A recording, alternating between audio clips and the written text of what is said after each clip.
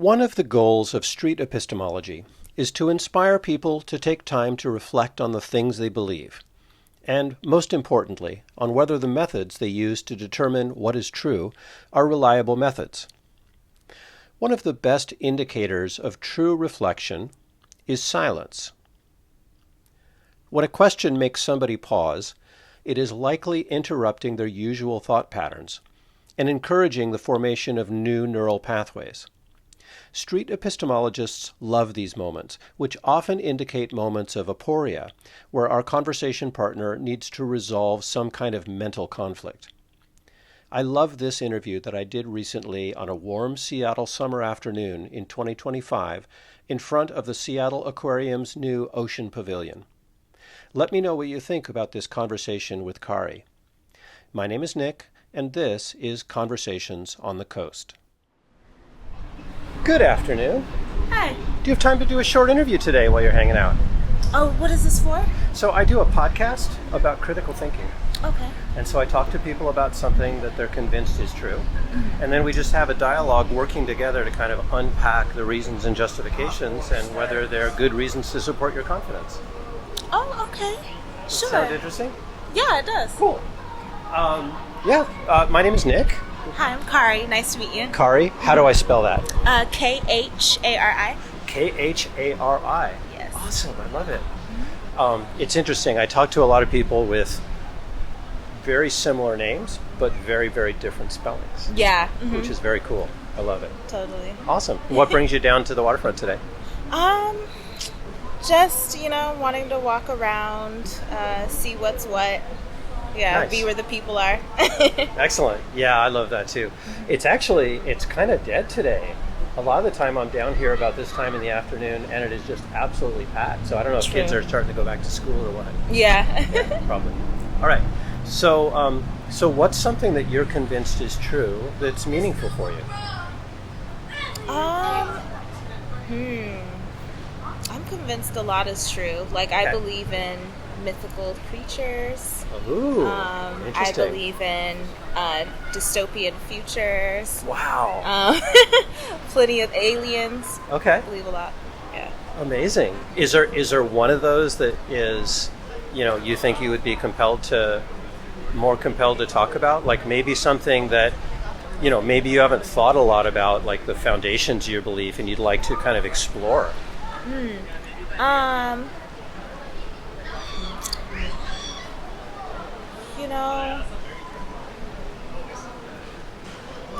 Aliens probably is something I'd really like to learn more about. Yeah. Like, I believe in like alien races, just a lot of theories and like just belief systems in regards to what aliens mean, like who they are, and the human race and our like connection to them.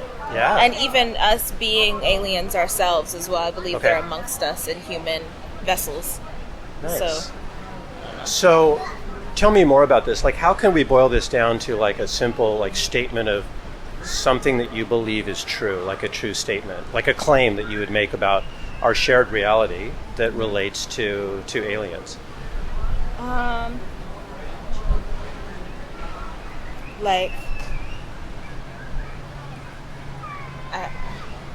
I don't know, like a conviction of my belief, or just like for one thing is you made a connection between humans and maybe humans are like, maybe we didn't come from Earth. Maybe we came, like, is that something that you believe, that maybe like a panspermia kind of idea that life came from outside of the solar system? Yeah. I believe we all come from different places. Okay. Like we all have our own individual sources, like different planets, star systems that we may come from. Okay. And then I believe that there are humans that this is their home, like this is where they're from, their bloodline originates here. Yeah. So yeah, it really goes into detail in breaking down like the human race and where everybody comes from. Like I believe in Syrians, vegan starseeds, Blu-ray starseeds, gray aliens, tall whites, reptilians from Draconia. Wow. So this sounds like a pretty well-developed set of theories. Is this kind of something that, how much of this is like your original thought and how much of it is like things that you've read or like maybe communities online? Yeah, most of it are actually things that I've read, listened to. There are a lot of communities, like spiritual communities on like YouTube and other blogs online and stuff that I like to read into. Okay. So, these are theories that I've learned from like teachers and gurus. And tell me more about this. Like you talked about bloodlines, but you also kind of talked about humans as being vessels, and you talked about spirituality. Yeah. So can you kind of like tie all that together for me? So, I believe that when life ends, basically the vessel passes away, dies, and starts to depreciate and decay, while the spirit and possibly the soul, because I don't believe everybody has souls, but we all have spirits. The spirit continues to live on, and I believe the spirit, the energetic life that can move all about everywhere throughout the world, this world, and then outside of it in the universe.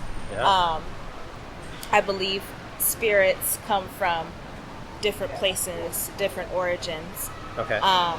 And that, if we choose to reincarnate here, that, we have that ability, and that we can then be born into one of those vessels and have whatever our purpose is here on Earth. What's the difference between a spirit and a soul? Good question. So, I've done a lot of reading on this myself, but basically the spirit is, it's life. It's like electricity. It's what powers, energizes, and it is the pure essence of life. It's like the seed, and the spark, like almost like star, like what is it called? Star. Yeah, like pieces of stars and stuff like that. There's a quote you may be thinking of. I think it's by Carl Sagan that says we're all made of stardust. Yeah, is that kind of where you're coming from? Yeah. Thank you. Okay. Stardust. Yeah. And then the soul is it's emotional. It's the emotional body. Okay. Because I believe in the 7 etheric bodies. So the soul is the etheric body that holds the emotion. It holds the personality of the person. It holds experiences, time, wounds. So if somebody dies, and it sounds like you believe that some part of us survives the death of our body? Yeah. So is that the spirit or the soul or both? I believe both, but each of them go through different cycles, I believe. So I feel like the soul, when someone passes away, the soul can experience multiple different things, whether they are able to, continue on and leave this space and, ultimately move on, or if something was left unturned in their waking life. And so there is there's a stuckness with the soul on the earth, something that the soul needs to learn so that it can move on. And then I believe the spirit is what kind of roams free. Yeah. So if I were to die tomorrow, would my spirit and my soul kind of stay together, or do they just kind of both move on in different directions? That's a good question. I think it's different for everyone. It really depends on the strength of the connectivity between your soul and your spirit. Okay. Some people operate as if the two are separate. Some people are so in tune with themselves that they operate together. Okay. So sometimes that energy, the spirit and the soul, belongs together and continues to stay together. Cool. Yeah. Do you mind if I focus in on one of those? Mm-hmm. Would you rather talk about the spirit or the soul? Which one do you think you have a stronger belief in? Interesting question. I honestly, what I believe there is more of is the spirit. Okay. I feel like I do believe that there are soulless individuals. All right. Because there is lack of emotion, there is despondence. Okay. So I would probably go into the spirit. Okay, so everybody has a spirit. Yeah. And then the spirit survives after our bodies die. So I like to put numbers around this, around your confidence. So on a scale of 0 to 100, how confident are you that we have a spirit that survives the death of our body?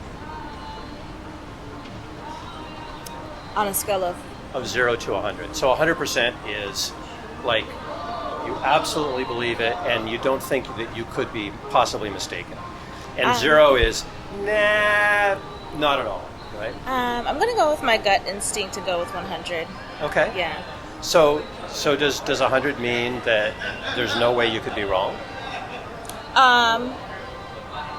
I wouldn't say that, not in like a debate kind of sense, but just like it's really truly what I believe, like in my heart. I feel it so deeply, but I am open to, once that time comes for me to learn that.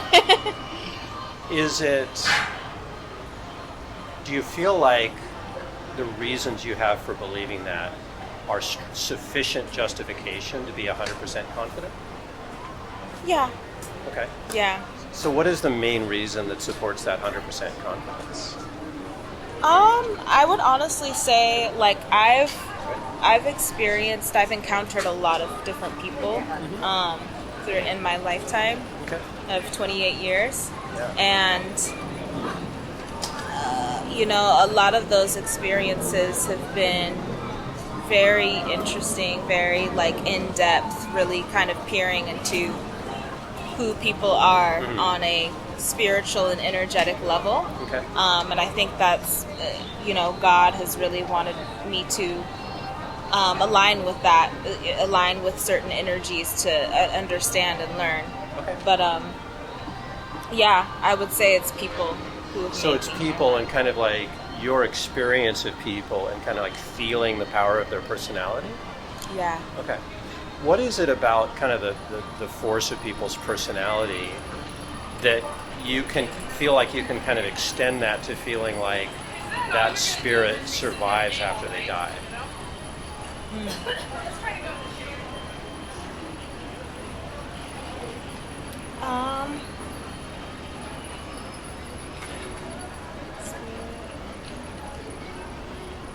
I mean, it's just like,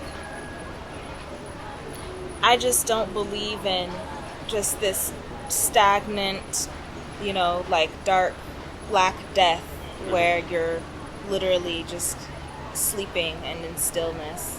Yeah. I mean, I do believe that the spirit might rest, but I believe there's always movement and energy and life. I feel like life is permeate and permeating and like never ending. Yeah. So, and it's just like, I just believe there's, strength in anybody's spirit, however people's spirits like express themselves, Yeah. Could it be possible, this is a hypothetical and I'm not saying, it is this way, but could it be possible that people have this penetrating spirit that like infuses their body and it just ends when they die?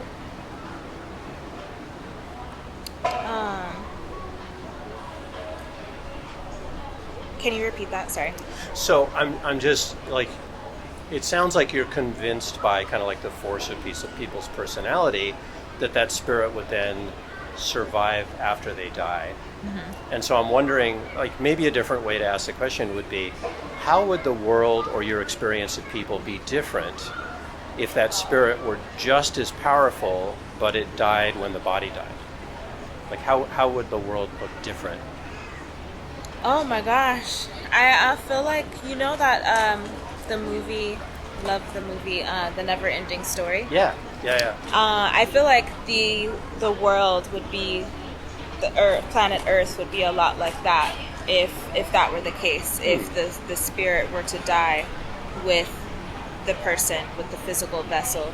Because a lot of what that movie was talking about was how, you know, nothingness was eating up that planet, whatever that, you know, that existence was. Okay. And so I believe that, you know, nothingness would oh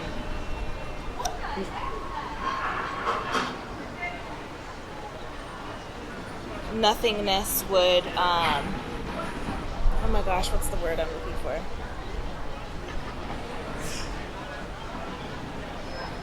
Yeah.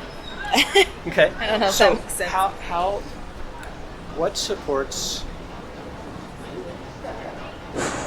So we were talking about your reasons. Let's go back to this feeling about, you know, like the power of people's spirit, you know, and that makes you feel like there's something in there, right, that's different from just their body. If you became convinced that the way you interpreted that was not true, so if you took that reason away, would that reduce your 100% confidence?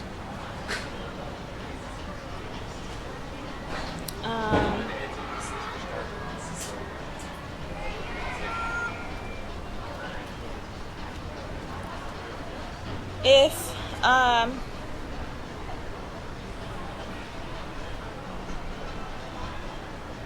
you know, yeah, it's like a kind of a double-edged sword, I believe, because I believe that there are beings amongst us humans who may what they emit is nothingness, or they are the victims of nothingness, and so, you know, that it might spread like wildfire, you know. So I believe it's a possibility that could become a, you know, almost like a sickness, like a spiritual sickness that, you know, that nothingness would permeate after death. So it could reduce my 100% belief. So maybe if you didn't have that experience with people, maybe you wouldn't believe as strongly in that. Yeah, I think I just have like this openness in general. Yeah, to the belief system. How important is it to you that this belief is factually accurate, as opposed to just, you know, something that kind of helps form your worldview?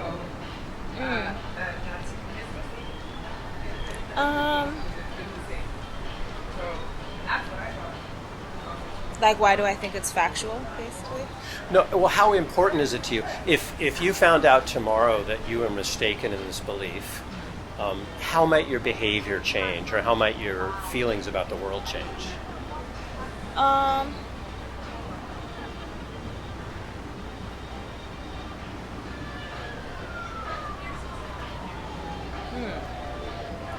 guess I would be kind of like disappointed, and yeah, I would look at things a lot differently. I would just, I don't know, I'd be kind of confused as well. Yeah. Nice. I don't mean nice that you'd be confused. I mean, what I'm really loving here is you're really deeply reflecting. Yeah. And that's kind of like the point of these conversations. Mm-hmm. And I love that. Like, the long silences are amazing. Oh. Cool. Why disappointed? Why would that be your emotional reaction? Really, honestly, because I love life, Okay. and I love feeling and believing that life goes on. Okay. Even if, no matter what life, how it belongs on the spectrum, what end of the spectrum it belongs on, even if it's evil. I don't know. It's a comfort to me that life continues on. Yeah. And that ultimately everything will be brought back to source. Okay. Nice. Yeah. I like that kind of like holistic way, right, that you look at things. Is it more important to you that it gives you that comfort or that it's true? That it's true. Okay. Yeah. Cool. Because I'm someone who believes in reincarnation. Uh-huh. And, I've come into contact with a couple of my past lives, and Nice. It's really just how I see the world and like how I see people. Yeah. And so, yeah, it's a big belief system for me. Awesome. Excellent. Yeah, I think that's all the questions I have. Do you have any questions for me? Interesting topic. So I really enjoyed that. Thank you for asking me. Yeah. Yeah, thank you. This QR code will take you to the podcast. It's a playlist on YouTube. Cool. So I have all kinds of, I've done like over 350 of these interviews. Mm-hmm. I've got about 80 of them out on podcast episodes now, and we release more every week. So cool. There's all kinds of, and the channel, this is on a YouTube, it's a playlist, it's an audio only playlist on a YouTube channel, but the YouTube channel also has tons of videos. There's me interviewing people. There's like 5 or 6 different people who do these interviews like all over the country and all over the world. Oh, cool. Like I've been to London recently interviewing people, and down to Florida and all over. So nice. Wherever I happen to be vacationing, I go out and talk to people. So you have I a really fun enjoy career. Nice. Yeah, well, this is absolutely not a career. This is just hobby? I'm a software engineer. I just Okay. when I have the opportunity, this is something I do in my spare time. Oh, cool. So, and I get to Nice. meet wonderful people like Yeah. you. So It's that's so nice great. to meet you. All right. Oh, and then I Yeah, just thank had you. one question. Yeah. I was wondering, like, are you religious or spiritual? No, I'm not. I don't hold any beliefs like that. But one of the things I really like about this style of conversation is I can kind of take my opinions out and just have a conversation about what people believe, without needing to interject my opinion or engage in debate or anything like that. Really, Right. It's really, for me, not about the topic, but about kind of exploring your epistemology, which is the study of knowledge. How do we know what we know? Yeah. And figure out, like, do your reasons really support your beliefs? Right. Mm-hmm. That's true. Yeah. Yeah, you helped me self-reflect a lot on my Awesome. beliefs. That's great. Well, I'd love it. My email address is there. If you have thoughts later, and like if either your confidence changes or you have additional thoughts, like I'd love it if you'd reach out and share your thoughts. It'd be great. And I also love it if you watch the podcast and comment on the videos. So Okay. that'd be great. All right. Thanks a lot. What's that? Can I do an interview with you as well? Yeah. Oh, sure. Oh. I see how you doing. All right. Yeah. Have a good one. You've been listening to Conversations on the Coast, a series from Washington State featuring civil conversations using street epistemology to explore what people believe and why. Find out more at streetepistemology.com. You can learn how to have these conversations in your own life at navigatingbeliefs.com.